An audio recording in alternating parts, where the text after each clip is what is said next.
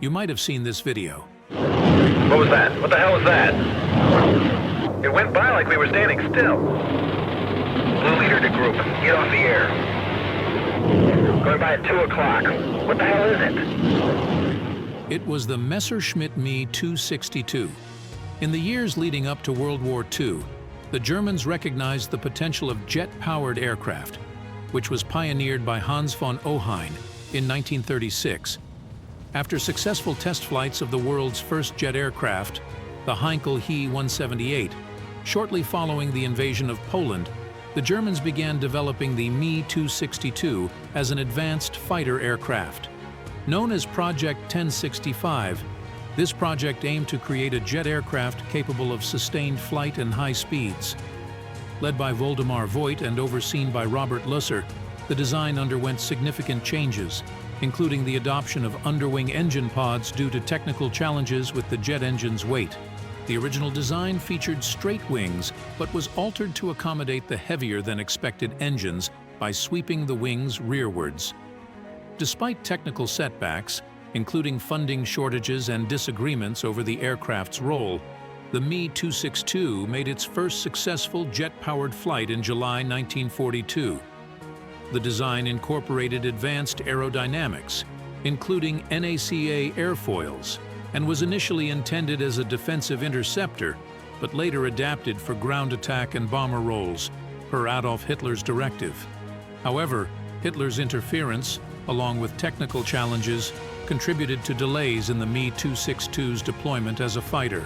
Test flights of the Me 262 began in April 1941 with the V-1 prototype, initially powered by a conventional engine due to delays with its intended BMW 003 turbojets.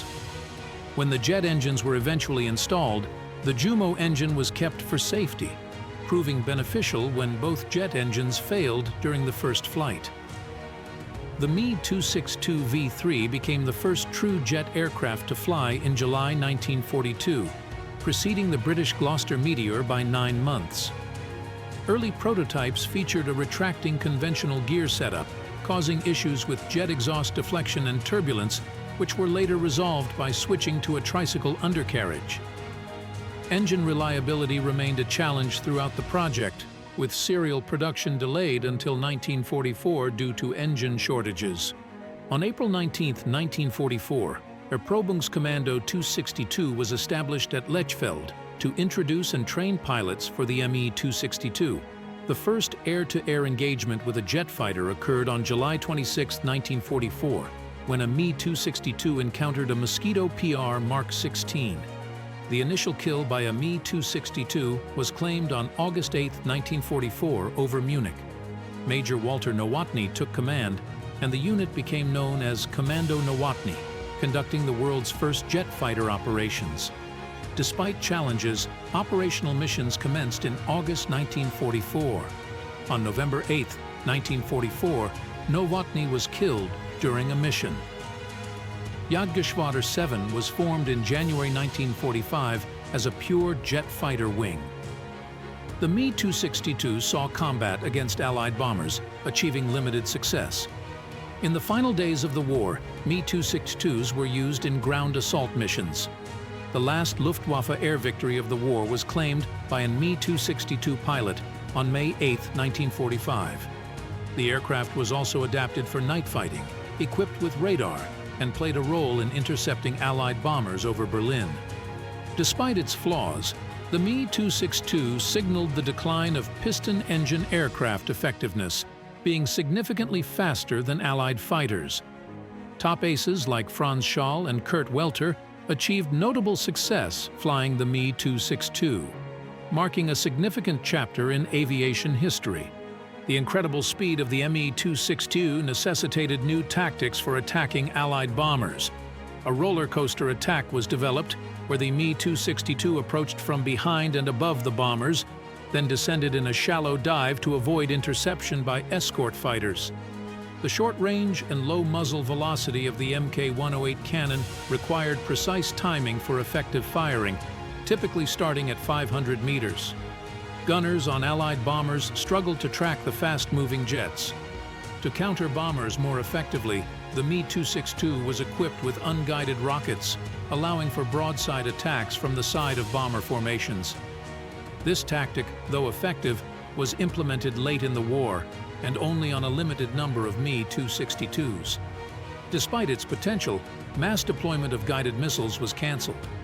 Around 1,400 Me-262 planes were produced, but typically fewer than 100 were combat-ready simultaneously. They were credited with destroying approximately 300 to 450 enemy aircraft, while about 100 Me-262s were shot down by Allied forces. To safeguard production, manufacturing facilities were dispersed, including underground factories and remote forest clearings. However, Allied bombing raids still inflicted significant damage, destroying around 60 Me-262s in Obertraubling and 30 in Leipheim in early 1945. Large underground facilities, such as the Weingutdurme complex and a mine under the Walpersberg mountain, were utilized for production, but Allied troops overran some before they could achieve substantial output. Additionally, slave laborers in concentration camps like Gusen II produced components for the Me-262 with a high human cost, as tens of thousands died due to harsh conditions. After World War II, the Me-262 and other advanced German technologies were quickly seized by the Soviets, British, and Americans under Operation Lusty. Many Me-262s were found in good condition and confiscated for evaluation, particularly the engines. During testing, it was found that the Me-262 was faster than the British Gloucester Meteor jet fighter and had better visibility. However, it had a shorter range and less reliable engines. Captain Eric Brown, a British test pilot, flew a captured Me-262 after the war and described it as the most formidable aircraft of World War II, highlighting its innovative features and superior performance compared to contemporary planes like the Spitfire. Although the war is over and the Me-262 is now a historical artifact, its legacy lives on as a symbol of human innovation. If you enjoyed this content and are interested in more fascinating stories from history, don't forget to subscribe to our channel and turn on notifications so you don't miss any new videos. Until next time.